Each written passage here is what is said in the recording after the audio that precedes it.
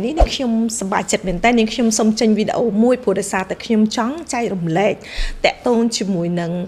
គំនិតដែលក្នុងការបងស្រីដែលគាត់នៅផ្ទះ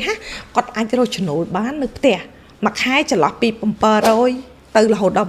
1500បើសិនជាតាមលទ្ធភាពតាមសមត្ថភាពរបស់គាត់ចាអញ្ចឹងទី1គឺតាក់ទងជាមួយនឹងការលក់អាហារពេលព្រឹកចាពួកអាហារពេលព្រឹកហ្នឹងគឺពេញនិយមមែនតើបងអាចធ្វើជាលក្ខណៈថាជាបាយសាជូបើសិនជាបងមានជំនាញក្នុងការប្រឡាក់សាច់ធ្វើជ្រក់ធ្វើទឹកត្រីធ្វើអីចឹងទៅឬក៏បងធ្វើជាបាញ់ស៊ុងធ្វើជាអីប្រអប់យើងធ្វើប្រអប់នឹងរៀបចំជាស្រេចតែម្ដង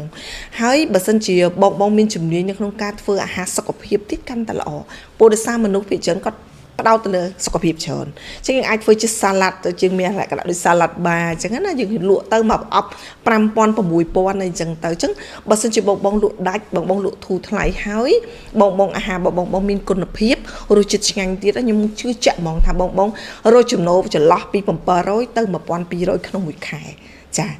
អញ្ចឹងទី2គឺតកតងជាមួយនឹងការ online reselling ចឹងបងអាចលក់ផលិតផលដូចជាពេលខ្លះលក់សម្លៀកបំពាក់លក់លក្ខណៈលក់ fashion ណាលក់ស្បែកជើងលក់បូសក់លក់អីដែលលក្ខណៈថាជា accessory ចាសម្រាប់ស្រីសម្រាប់ឬក៏ cosmetic អីចឹងទៅអញ្ចឹងបើសិនជាបងមានប្រភពដែលបងអាចយកមកបានល្អ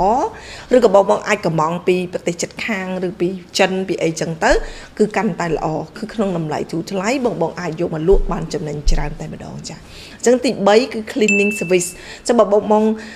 មានជំនាញក្នុងការបោកគក់កៅអៅឬក៏អីបងអាចធ្វើជាទីផ្សារធ្វើក្នុង TikTok ក្នុង Facebook អីចឹងទៅណាយើងធ្វើទៅលក្ខណៈថាក្នុងកៅអៅហ្នឹងមួយប្រមាណក្នុងនេះគឺមួយខែឧទាហរណ៍ថាបងអាចបោកបានរាប់រយរាប់ពាន់កៅអៅបងអាចជួលបុគ្គលិកមកកាត់កងចលងអាចសល់ចន្លោះពី500ទៅ1000ដែរទី4ក្នុងការបង្រៀនចាជា online teaching អញ្ចឹងទៅបើសិនជាបងមានជំនាញនៅក្នុងការបង្រៀនចិន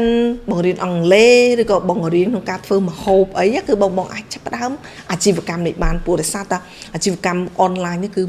ឡូវហ្នឹងគឺល្បីមែនទែនហើយរលួយបានច្រើនបងមានជំនាញនៅក្នុងការបរៀនចិនបរៀនអង់គ្លេសបរៀន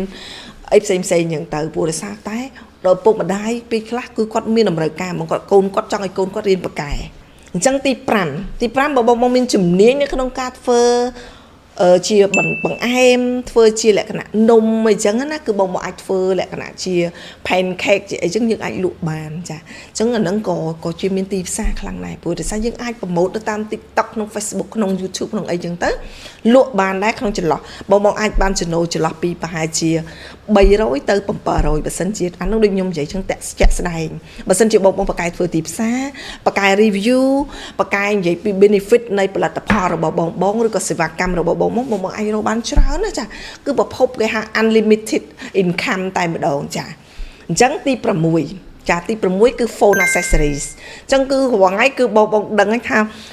យើងស្រឡាញ់នៅ phone ទូរស័ព្ទគឺម្នាក់កាន់ជាប់នឹងដៃគឺយើងស្រឡាញ់គ្រឿង accessory ដូចជា phone case charger ក៏វាមានអវ៉ាន់ច្រើននៅក្នុងទូរស័ព្ទដែលបងទាំងអស់គ្នាដឹងស្រាប់ហើយថាបើសិនជាយើងលក់ក្នុងតម្លៃទូថ្លៃ phone case របស់យើងគឺស្អាតមើលទៅគឺលយ unique ចាអញ្ចឹងគឺយើងលក់ដាច់តែម្ដងហើយតម្លៃយើងធូរថ្លៃគឺយើងអាចលក់បានចាអញ្ចឹងទី7គឺតកតងជាមួយនឹង home spa ឬក៏ massage អាហ្នឹងគឺតម្លៃខ្ពស់ខ្លាំងមែនទែនបងបើសិនជាចេះនៅក្នុងការ massage ឬក៏ spa យើងអាចធ្វើជាទីផ្សារមកខ្ញុំមាននៅសេវាកម្មទៅដល់ផ្ទះឬក៏បងមកដល់កន្លែងណាមួយអញ្ចឹងយើង massage ឬក៏យើងផ្ដល់ជាសេវាកម្ម massageលក្ខណៈម៉ាសាប្រេងក៏ម៉ាសាអីយកបង្កើតអានឹងថ្មីសម្រាប់ uniqueness សម្រាប់របស់យើងណាអញ្ចឹងគឺអ្នកដែលគាត់មាននៅគាត់ឆ្លោះក្រិចឬក៏គាត់មានអារម្មណ៍ exhausted គាត់អស់កម្លាំងពីកន្លែងធ្វើការគាត់អាចមកយកសេវាកម្មរបស់យើងបានអញ្ចឹងអានឹងថ្លៃណាក្នុងម្នាក់ at least ក៏ពី$7ទៅ$15ដែរចាតាមសេវាកម្មតាមបទពិសោធន៍របស់អ្នកដែលគាត់ម៉ាសាហ្នឹងផងដែរចាអញ្ចឹងគឺបើសិនជាមួយថ្ងៃយើងអាចទទួលបាន4ទៅ5នាក់ក៏យើងគិតមើលទៅគឺបានច្រើនក្នុងមួយខែក៏បានជាង1000ដែរចាទី8គឺតកតងជាមួយនឹង street food អញ្ចឹងបងមានជំនាញក្នុងការលក់ដូចលក់ពងទាកូនលក់ប្រហិតចៀនលក់នំបញ្ចុកពេលល្ងាចអីចឹងណាលក្ខណៈថាយើងរបស់ញ៉ាំពេលល្ងាចលក់គៀវលក់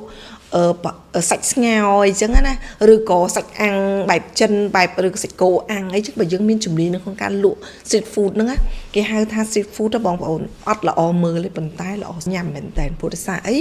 យើងមើលទៅរបរហ្នឹងគឺចំណាយដើមតិចមែនតើប៉ុន្តែចំណូលវិញគឺច្រើនខ្លាំងខ្ញុំហ៊ាននិយាយចឹងព្រោះខ្ញុំមានអ្នកដែលគាត់មានបទពិសោធន៍លើហ្នឹងហើយគាត់រកបានច្រើនខ្លាំងមែនតើចា៎ទី9គឺតកតងជាមួយនឹងសត្វចិញ្ចឹមបងអាចថែរក្សាសត្វចិញ្ចឹមបានដល់បងខ្លះគាត់មានឆ្កែឬក៏គាត់មានឆ្មាឬក៏គាត់មានសត្វជាទីស្រឡាញ់របស់គាត់ចឹងបងអាចមានលក្ខណៈសេវាកម្មក្នុងការកាត់កញ្ចក់ម៉ាស្សាស្ប៉ាត្បាល់ត្រចៀកឬក៏អីសម្រាប់សត្វចិញ្ចឹមយើងមានសេវាកម្មពិសេសសម្រាប់សត្វចិញ្ចឹមរបស់គាត់ចឹងគឺគេហៅថាសេវាកម្មហ្នឹងគឺពិតជា unique មែនតើចាអញ្ចឹងទី10បងមានជំនាញនៅក្នុងការធ្វើត្រីងៀតឬក៏លក្ខណៈធ្វើជាគោងៀតឬក៏ជ្រក់ស្ពៃទឹកត្រីកោះកុងឬក៏លក្ខណៈអីដែល unique ចាចឹងបងទាំងអស់គ្នាគឺលក់តាមអនឡាញគឺដាច់មែនតើចាគេថាសម័យឥឡូវនេះគឺមួយគឺគ្រប់ត្រូលខ្លាំងមែនតើទៅលើផលិតផលខ្មែរចាអញ្ចឹងបើសិនជាបងមានសន្ទុះនៅក្នុងការគ្រប់ត្រូលច្រើនបងទៅចោះបជីចោះបផចោះអីដែលស្របច្បាប់ទៅគឺយើងអាចវាយទីផ្សារនាំចេញទៅក្រៅប្រទេសបានទៀតផងដែរចាអញ្ចឹងបងទាំងអស់គ្នាកុំភ្លេច Subscribe នៅក្នុង Channel របស់នាងខ្ញុំដើម្បីទទួលបានវីដេអូថ្មីជាច្រើនទៀតចាសូមអរគុណច្រើន